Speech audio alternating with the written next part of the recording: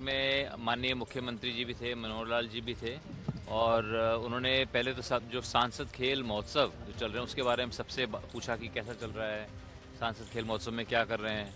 तो हमने बताया कि कुरुक्षेत्र संसदीय क्षेत्र के अंदर हम भारत का सबसे अच्छा सांसद खेल महोत्सव हम कराने की कोशिश में हैं और बहुत अच्छा चल रहा है, बहुत अच्छा रिस्पांस आ रहा है उसके अंदर।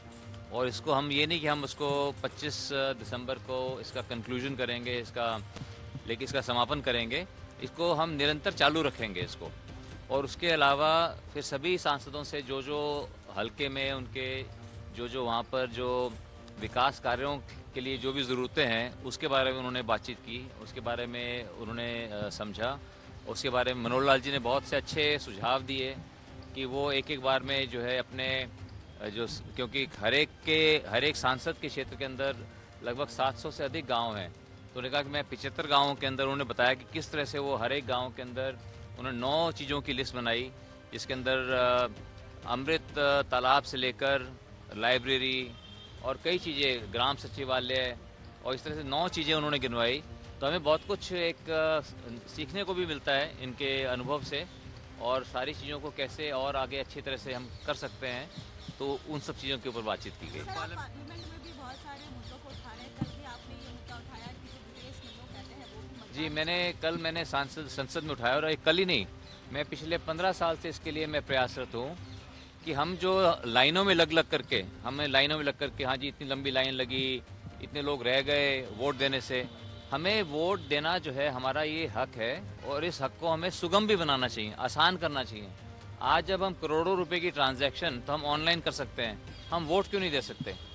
हम जो है हमारे कितने ही छात्र, हमारे लाखों छात्र विदेशों में पढ़ रहे हैं जो कि 18 साल से बड़े हैं, वो कोई वोट देने तो वापस नहीं आते। हमारे करोड़ों भारतीय नागरिक जो एनआरआई हैं, जो विदेशों में रहकर और अपने खून पसीने की कमाई भारत भेजते हैं, लेकिन वो वोट देने से वंचित रह जाते हैं क्योंकि वो वोट नहीं दे पाते, पोस्टल बैलेट नहीं कर सकते या ऑनलाइन नहीं कर सकते। तो इसलिए बाकी देशों की तरह अमेरिका में, ऑस्ट्रेलिया में, एस्टोनिया में बहुत सी जगह वोटिंग सिर्फ एक दिन नहीं होती, वो वोटिंग को 2 हफ्ते पहले से खोल देते हैं। 2 हफ्ते में आप कभी भी जाकर के आप वोटिंग कर सकते हो, कहीं देश में कहीं भी जाकर के कर सकते हो। तो इस तरह से आज तो हमारे देश में और पूरे विश्व में बहुत टेक्नोलॉजी अवेलेबल है, तो हमें इसमें टेक्नोलॉजी का इस्तेमाल करके हमें ई वोटिंग, एब्सेंटी वोटिंग, ताकि लाइन में लग करके वोटिंग देना पड़े, वो नहीं करना चाहिए। लोग दूर दूर से फ्लाइट लेकर के आते हैं, विदेशों से आते हैं एक सिर्फ वोट डालने के लिए। क्यों ना वो, अब इसमें लोग बोलेंगे कि इसमें ये गड़बड़ हो सकती है वो, लेकिन हम करोड़ों रुपए की ट्रांजैक्शन भी तो करते हैं। मुख्यमंत्री जी ने सारे सांसदों को बुलाया था, उनसे विचार विमर्श करते हैं और संसद की कार्रवाई के अंदर क्या हरियाणा का पक्ष रखा जा सकता है, कौन सी बातें हरियाणा की जो हमें प्रबल तरीके से उठानी चाहिए और किन विषयों के ऊपर हमें अपने क्या विषय हैं वो भी उनके सामने रखने का मौका मिलता है। तो बहुत अच्छी मीटिंग थी और बहुत अच्छी आत्मीयता से सबने अपनी बात रखी।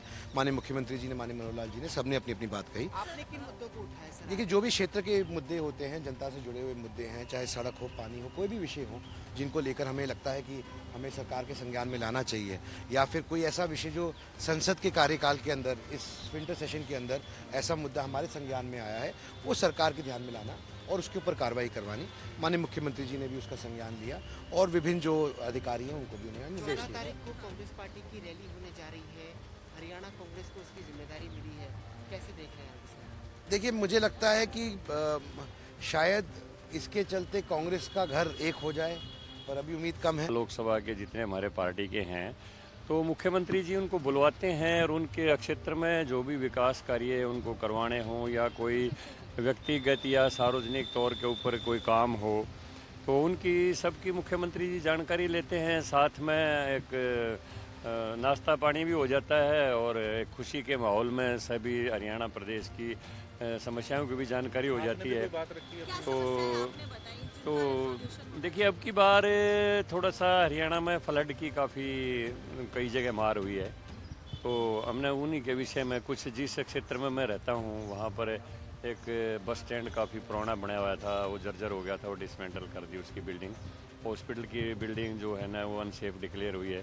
तो कुछ ऐसी जो मूलभूत क्षेत्र की आवश्यकताएं हैं हमने मुख्यमंत्री जी के सामने रखी हैं। हमारे सांसदों की भूमिका बहुत अहम है, इसलिए समय समय पर मुख्यमंत्री जी हम सब लोगों से फीडबैक लेते हैं, जनता के दिल में क्या है, डेवलपमेंट कैसे हो रहा है, कहीं कमी तो नहीं, या हमारा कोई एजेंडा होता है, हमारे डेवलपमेंट के काम होते हैं, उनके बारे में यहाँ पे मुख्यमंत्री जी चर्चा करते हैं और डेवलपमेंट के काम को गति दी जाती है। हमसे जुड़े रहने के लिए हमारे YouTube चैनल को सब्सक्राइब करें और नई वीडियो की नोटिफिकेशन के लिए बेल आइकॉन को दबाएं।